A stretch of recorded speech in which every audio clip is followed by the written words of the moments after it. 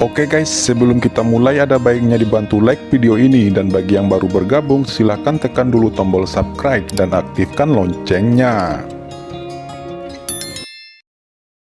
Jantung Yanmo melonjak ketika dia melihat kucing hitam ini, dan dia merasakan krisis datang.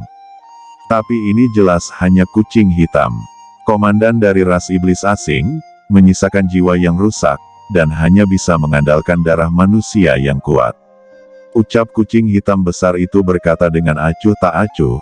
Yanmo berkata, seekor binatang buas juga ada di sini berkicau. Mata Yanmo dingin, dengan pukulan, sungai darah terbang melintasi langit, dan kucing hitam besar itu terbungkus dalam sekejap, tetapi saat berikutnya, tubuh kucing hitam besar secara tak terduga segera menghilang. Mustahil. Yanmo terkejut, kucing macam apa ini? Itu sangat menakutkan. Pada saat ini, Qin Chen sudah bereaksi. Zen Moding berputar di atas kepala Yanmo dengan aura yang menakutkan.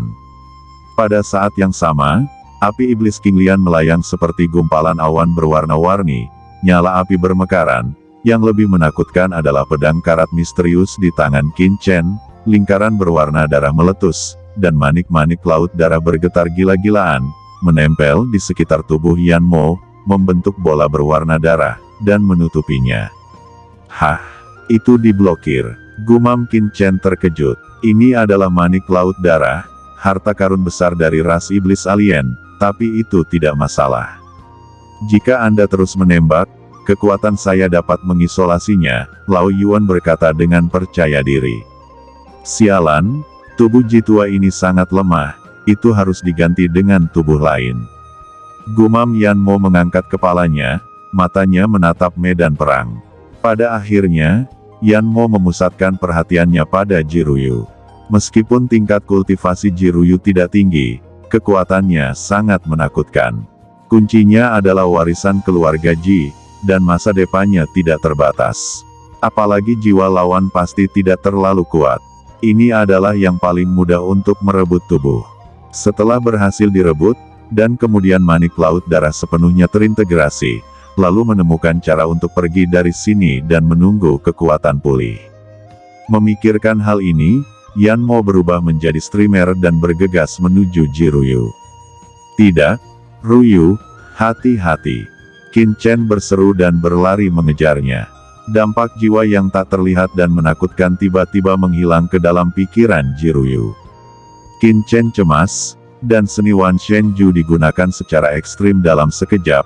Tiba-tiba, badai jiwa yang menakutkan muncul di kehampaan, bergegas untuk menghentikan Yanmo. Sungguh kekuatan jiwa yang kuat, anak ini bahkan sangat kuat dalam kekuatan jiwa, tapi sayangnya, dia ingin menghentikanku. Itu hanya angan-angan. Ucap Yanmo mencibir, apa? Kekuatan apa ini? Yanmo ketakutan, dan kekuatan ini tiba-tiba memutuskan hubungannya dengan Jiruyu, membuatnya kehilangan kesempatan untuk merebut tubuh. Kesempatan bagus. Gumam Qin Chen mengambil kesempatan ini. Yanmo berteriak lagi, manik-manik laut darah bergetar, dan napasnya langsung menjadi lemah. Qin Chen, biarkan aku datang dan menelannya. Teriak Lao Yuan kegirangan, dan kekuatan menelan yang mengerikan langsung mulai menelan lautan darah di depannya. Yanmo berteriak, hanya merasa bahwa jejak kekuatan jiwanya ditelan oleh pihak lain, dan jiwanya semakin lemah. Pada saat ini, Yanmo telah kehilangan ide untuk membunuh Qin Chen dan yang lainnya, hanya ada satu pikiran di benaknya, yaitu melarikan diri.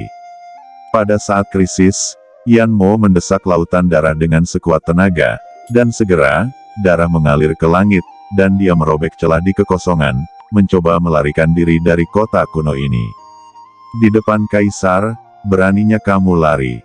Ucap kucing hitam besar muncul, diam-diam, dan menamparkan manik-manik darah. Yanmo berteriak lagi, dan hampir pingsan.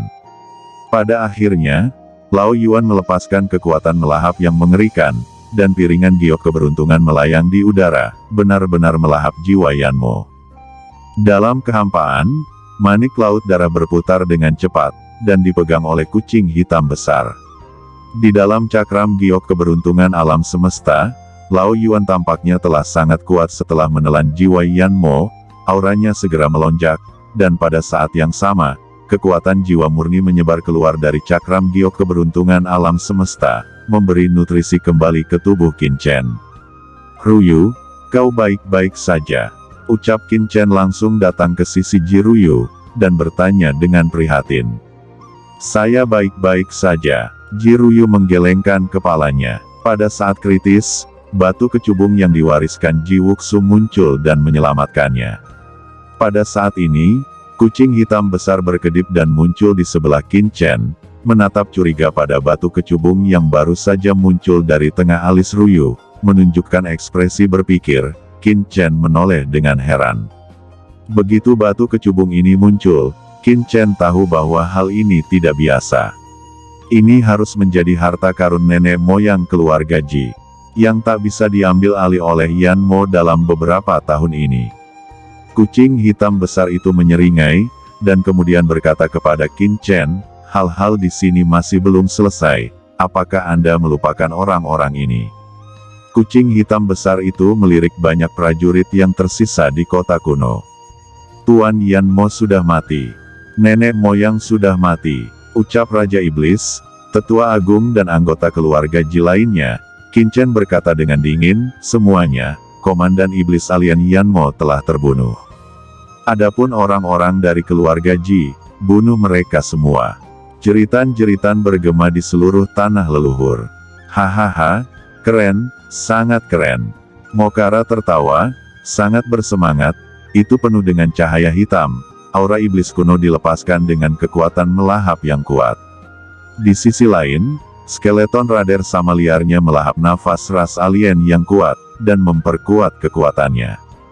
Kecuali 3 alien kuat yang memiliki basis kultivasi mendiang Kaisar Bela Diri, alien lainnya menjerit dan meledak, ditelan, dan berubah menjadi ketiadaan.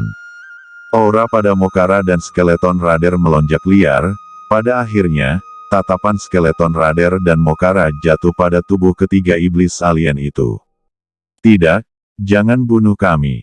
Raja Iblis Abadi dan 2 Raja Iblis besar lainnya berkata dengan ngeri, dengan ketakutan di mata mereka.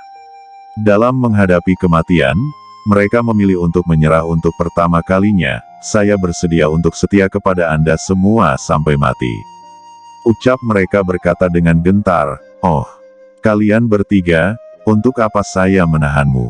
Qin Chen tertawa. "Tuan bisa mengandalkan kami untuk berhubungan dengan istana berkabut," ucap Raja Iblis Abadi memohon. "Yah, baiklah, hidupmu terselamatkan."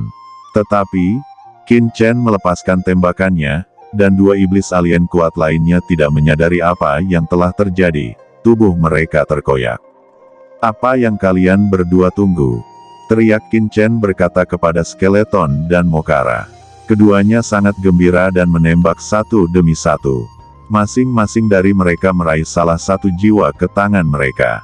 Dalam waktu sesingkat itu, mereka berdua dapat pulih ke Wu di tahap akhir. "Tuanku, apa yang kamu lakukan?" tanya Raja Iblis Abadi terlihat ngeri, melihat 2 alien kuat lainnya terbunuh seketika. "Untuk berurusan dengan orang-orang di Misty Palace, kamu saja sudah cukup. Aku tidak punya banyak energi untuk memperbudak terlalu banyak orang yang tidak penting," ucap Qin Chen berkata dengan ringan. "Tuan, bagaimana dengan orang-orang ini?" Kemudian Mokara menatap sesepuh agung dan yang lainnya. Melihat sekeliling, hanya ada lusinan Kaisar Bela Diri yang tersisa di seluruh tanah leluhur keluarga Ji. Semuanya adalah keturunan langsung dari keluarga Ji, di antaranya dipimpin oleh tetua agung dan sisanya juga Wudi menengah. Yang mengejutkan Qin Chen, Su Dongsheng dan jenius lainnya belum tewas. "Kakak Tinyu, aku salah, tolong maafkan aku," ucap Su Dongsheng juga berlutut di tanah, berkata dengan ngeri. Qin Chen menjawab, "Saya tidak punya kendali." Kemudian dia melirik Ji Ruyu, "Nona Ji, ini semua ini perintah nenek moyang. Selain itu, iblis-iblis asing itu menanamkan jimat jiwa hidup dan mati di tubuh kita. Tidak hanya kami, termasuk ayahmu. Selama keluarga Ji menerobos Kaisar Wudi, mereka akan ditanami dengan pesona jiwa hidup dan mati, dan mereka tidak akan mampu melawan." Ucap Penatua Agung meratap. Pesona jiwa hidup dan mati. Qin Chen mengerutkan kening. Qin Chen, mereka memiliki pesona jiwa hidup dan mati di tubuh mereka.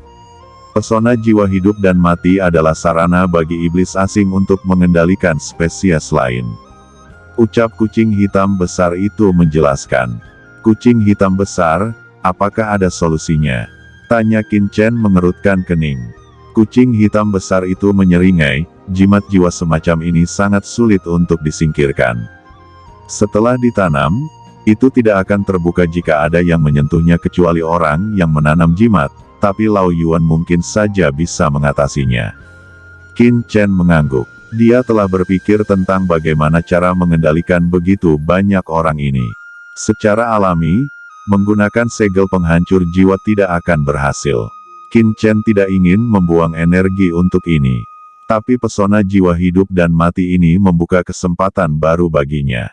Selanjutnya, Lao Yuan mulai menghapus pesona jiwa hidup dan mati di benak orang-orang ini, dan kemudian Qin Chen meminta Mokara dan Skeleton Ruder untuk menanam kembali pesona jiwa hidup dan mati untuk mereka. Sejak itu, kehidupan dan kematian semua praktisi yang kuat dalam keluarga Ji semuanya telah dikendalikan oleh Qin Chen, dan ketika orang-orang istana misti memeriksa mereka, dan mereka tidak akan pernah melihat masalah. Mulai hari ini, Ruyu adalah patriark baru keluarga Ji. Apakah ada yang punya pendapat lain?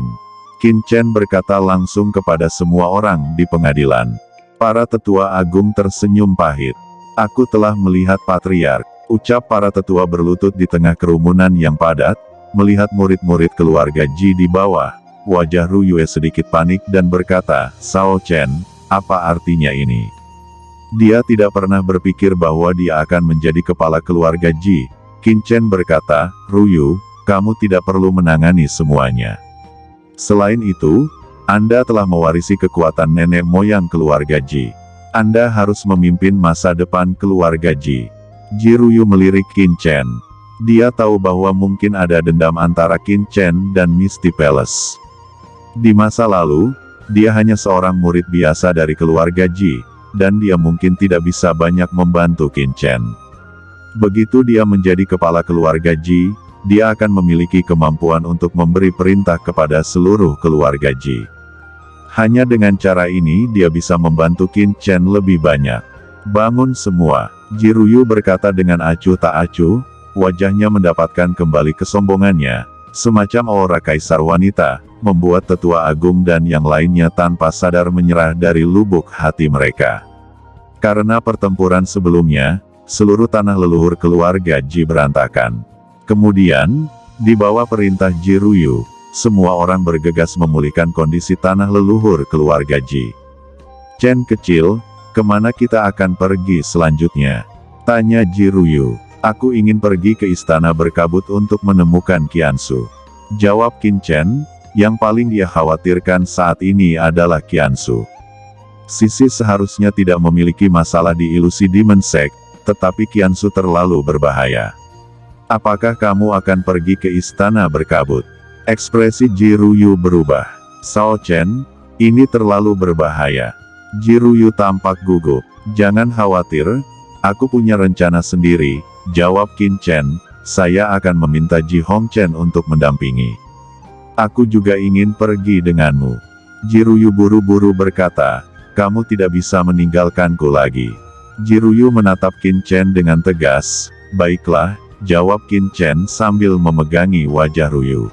Nanti aku pasti akan membawamu ke sana, tapi untuk saat ini, aku akan menyelesaikan urusan keluarga Ji dulu.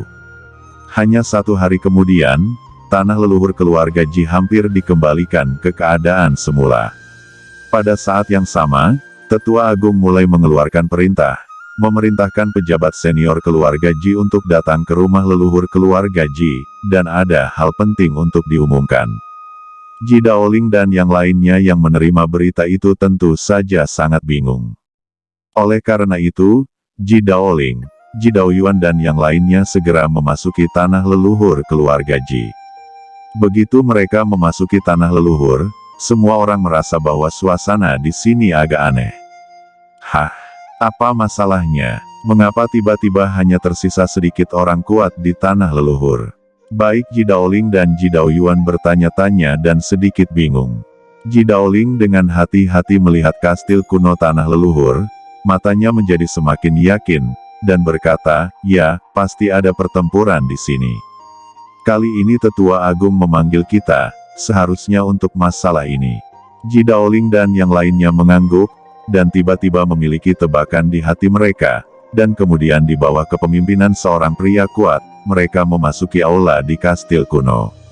Saat dia masuk, mata Ji Daoling tiba-tiba menjadi dingin, dan dia melihat Ji Ruyu duduk tinggi di kursi di depan aula, dan itu adalah Ji Hongchen yang berdiri di samping Ji Ruyu. Ji Daoyuan terkejut sesaat, dan wajahnya berubah drastis.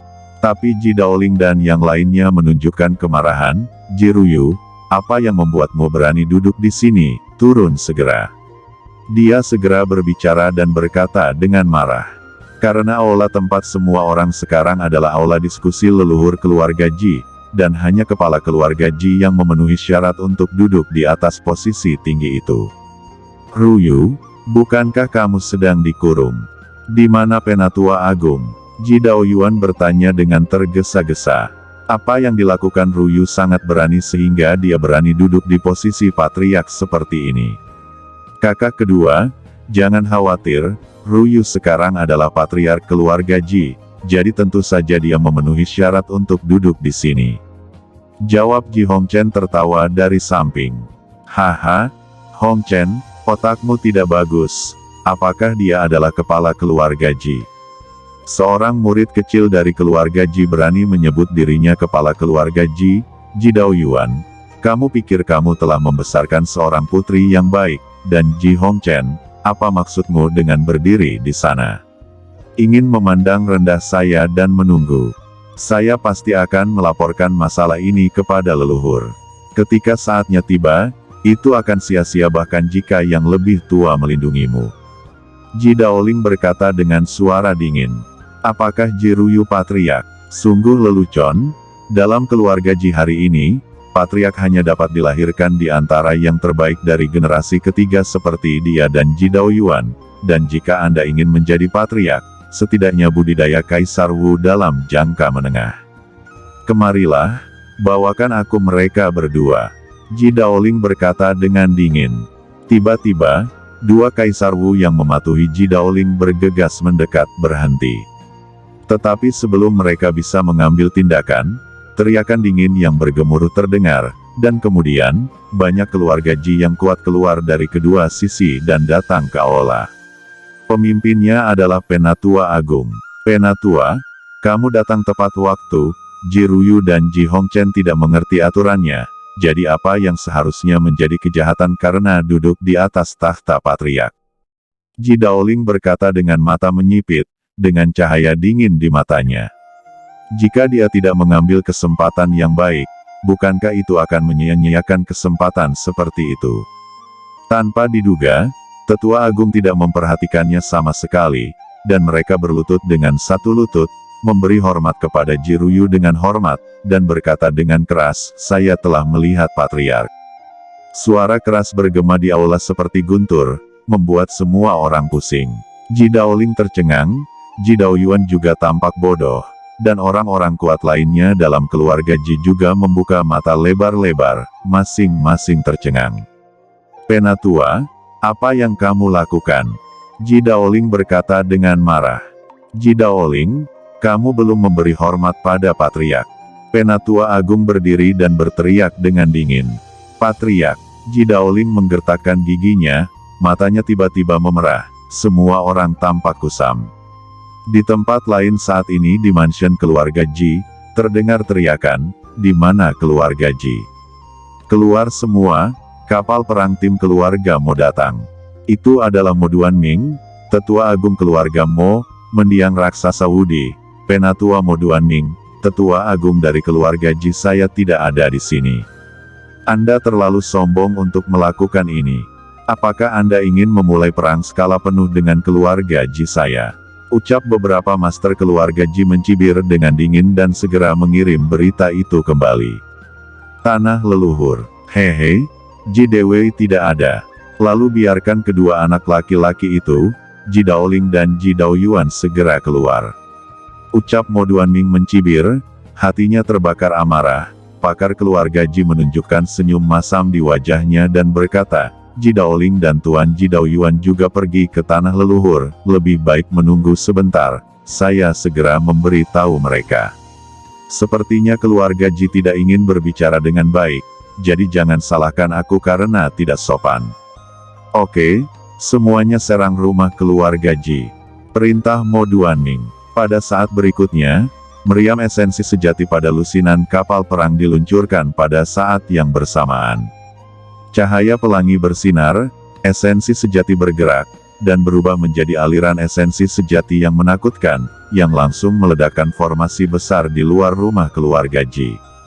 Seluruh arai bergetar hebat. Di kejauhan, pita muncul satu demi satu. Qin Chen dan yang lainnya yang telah menerima berita itu muncul di langit di atas rumah keluarga Ji. Mo Duanming, kamu sangat berani, kamu berani datang ke rumah keluarga Ji saya untuk menjadi liar, apakah kamu ingin mati? Ucap tetua agung berteriak dengan amarah. Di belakangnya, Ji Daoling dan yang lainnya muncul satu demi satu. Ji Dewei, Mo Ji datang ke keluarga Ji Anda untuk meminta keadilan, tetapi dia tewas di sini, tidak ada tulang yang tersisa.